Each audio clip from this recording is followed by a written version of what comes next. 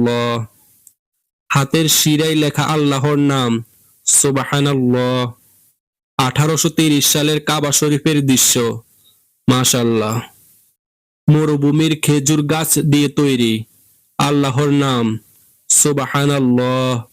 জঙ্গলে গাছ দিয়ে লেখা, আল্লাহর নাম, সুবহানাল্লাহ।